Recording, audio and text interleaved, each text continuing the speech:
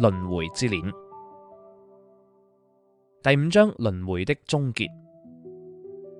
3天後，保險公司程生做得好，陳雙滿意地簽署文件，葉雅琪已經撤銷咗理賠申請，公司慳咗1500萬，呢個月嘅獎金係你同埋阿堅應得㗎。唔該陳 Sir， 程李生接過支票，走出保險公司。林無堅問李生：你話盛總會唔會原諒程太太？會㗎，程李生肯定地說，20年嘅感情唔係話斷就斷㗎，況且今次呢件事都令到佢哋重新認識咗對方。你真係相信呢一切都係命運嘅安排？林無堅還是有些不解。程李生停下腳步，認真地看着他。阿堅，你知唔知？我認為今次陳俊傑能夠掙脫詛咒嘅枷鎖，就喺決定翻去盛太太佛堂嗰一念之間，佢係下意識想住要歸還同埋懺悔呢件偷嘢事件。呢單嘢令我更加堅信一件事，即使詛咒輪迴嘅力量有幾勁，人心依然可以改變。咩意思？你記唔記得葉雅琪曾經提及過呢個詛咒可能從盛啟明拍低條頸鏈嗰一刻就開始發作啦？佢失去咗平時嘅理性，嗰陣佢控制唔到貪欲，淨係顧住眼前嘅蠅頭小利，迷迷糊糊咁做咗好多錯誤嘅投資，而且成日患得患失，再喺投資失敗之後更加俾絕望同埋恐懼籠罩住，幾乎重演咗馬麗嘅悲劇。喺導演監守自盜嘅劇本之後，本應會行到凄慘嘅結局，應驗並且再開始新一輪嘅詛咒循環。但好彩最後關頭，陳俊傑呢個有倒賣贗品前科嘅家伙，竟然懺悔咗，化解咗怨念，令到佢喺困境入面都仲可以有得揀，點樣面對程李生說，呢一切可能係佢兩個嘅因緣巧合，但至少可以證明人心今次戰勝咗詛咒同埋怨靈，就喺動念之間。林無堅若有所思。至於嗰條頸鏈，程李生拿出手機給林無堅看一則新聞。新聞標題是：盛輝集團主席捐贈珍貴古董頸鏈予法國博物館。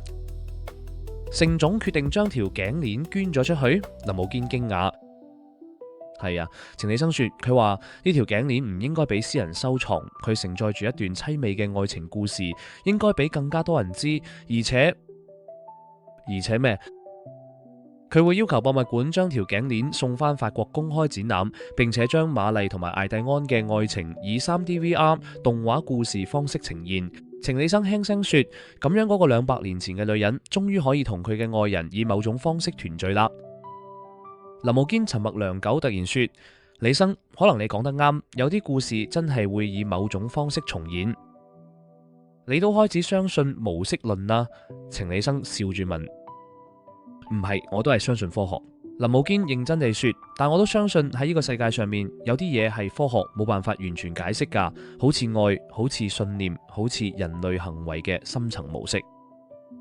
阿堅，程李生突然握住他的手，我哋識咗咁多年，一齊辦咗咁多案，你覺得呢個係唔係某種緣分？林無堅臉紅了，想抽回手，卻被程李生握得更緊。李生，我相信我哋嘅相遇，我哋嘅默契都係某種更加深層聯繫嘅體現。程李生認真地看住他，阿堅，你肯唔肯同我一齊探索呢種聯繫？林無堅的眼眶紅了，輕輕點頭。你呢個無色論者真係冇理符。兩人相視而笑。